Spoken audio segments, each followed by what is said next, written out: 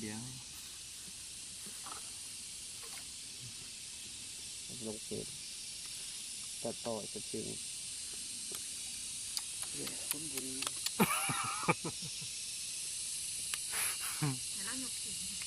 ย่านละป่าโอ้ตัวตายหมดเลย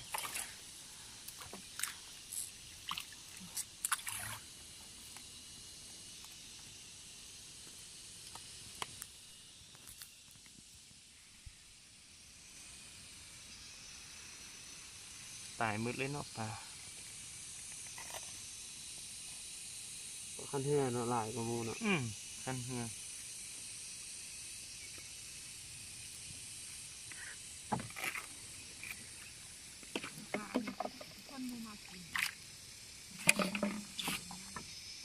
ประเด็ก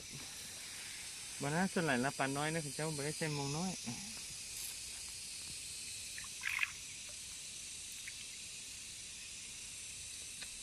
ตายฟูหมดเลยเนาะ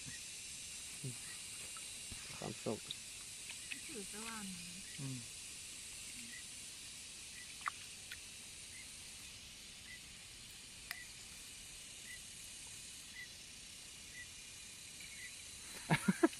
รุดเสือนี่นะยังไปได้อยู่เลยบ่รอด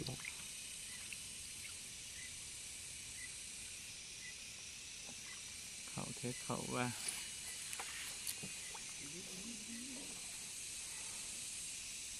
หักหัวลงอีก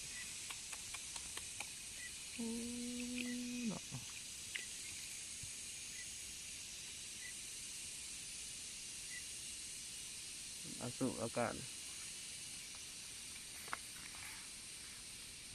สิตายลูกตายสิตายลูกตายดับกินข้าวไปเลยก็ท่านท้าสอนท่านท้าจะสอนท่านท้าใครหุบป่ะ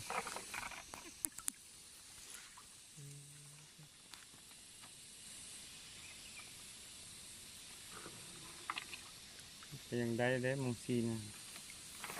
ได้ถึงได้มงซี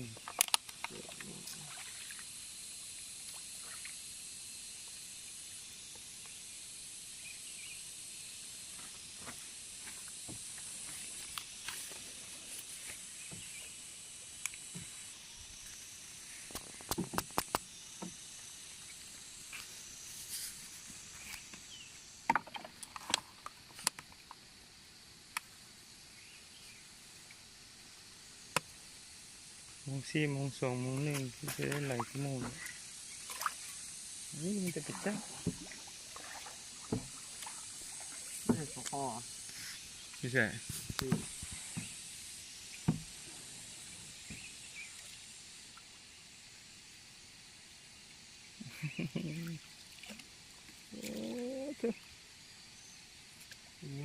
จะเข้ามันเป็นได้แท้นี่ก็เป็นน้อยๆเดิมมงซีนั่น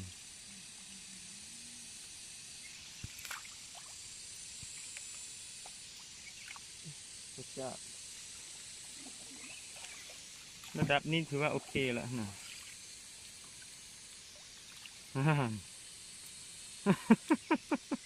ลายจะน้ำหกลายแบบไหลกว้างสายเลยที่เท่าประคันโซ่เดินกระพงต้องจิชัวใช่ไหมอีกกี่เชื้อได้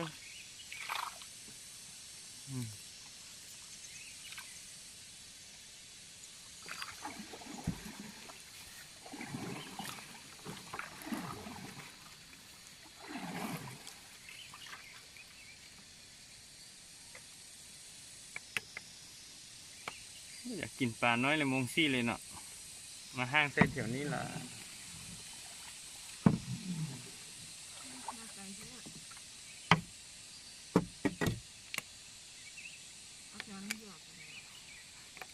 โอ้แถวนั้นบุค่อยมีหลายเลยเด้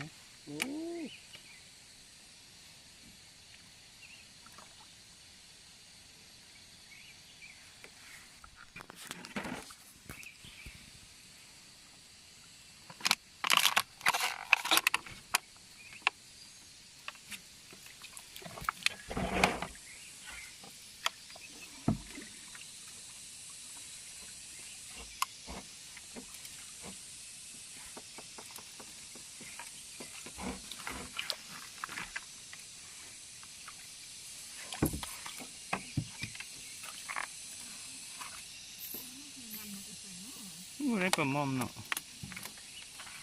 ปลาหมอมของผู้หิน จ้า ที่จะไปจับโอ้โห ปก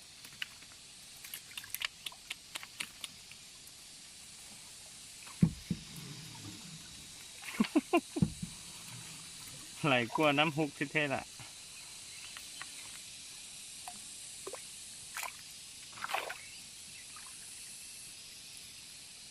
ไหลมันจะไปจับ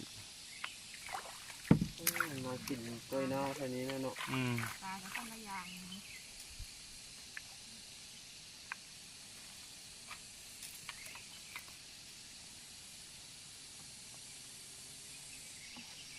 โอ้พี่เขาก็ตอนเดียวได้นี่ อืม ปลาดุกพร้อม โอ้โหได้ปลาดุกตัวหนึง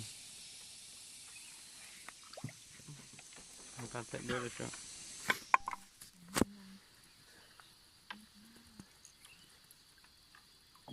โอ้ใส่ดีขนาดถึกดีอยู่เนาะมงชี มีพระนะลองสิ ประคอยังทื่อเฉย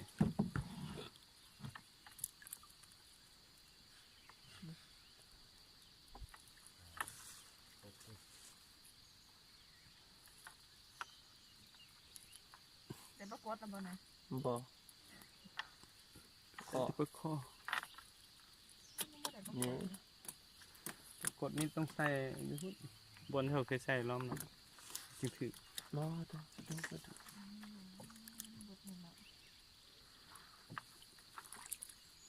ปลาบางซี่ก็ยังใครนะนึง อืมตัวใหญ่เด้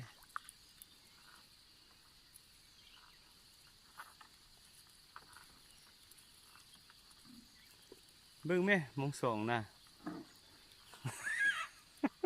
ใช่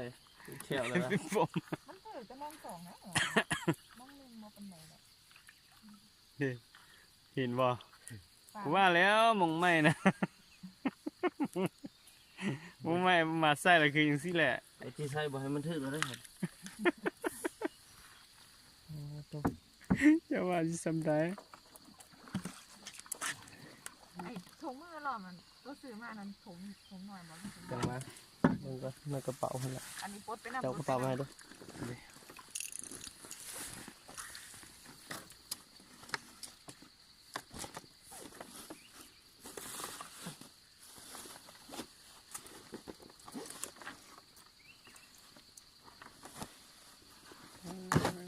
ที่เจ้ามองน้อยนี่ก็เลยเนาะ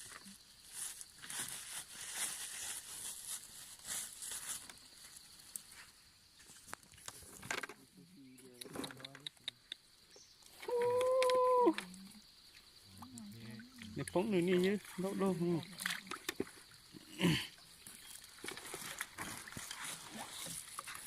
ปาด ดึง ปา ไหม ดปาดปาด มองไว้เขายังอีกตอนหนึ่งได้เนาะ คักตัวนี้ แน่น่ะเนาะ คักคุณ มีแต่อะไรมองเส้นเพื่อน คัดไหลกับบูไหวเด้อสุดเลยถ้าปลาใหญ่ ใครผมออกมางามแต่ว่าตอนปดนี่ไง บูไหวเนาะ ขอนนี่ออกมาเนาะ ขอดใหญ่ มันวีออกมาเขาก็วีออกไปทางนั้น นี่เจ้า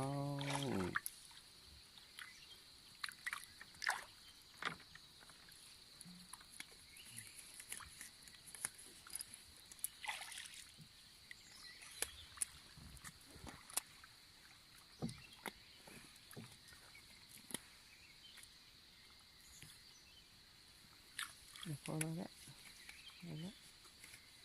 หมดละปลานะ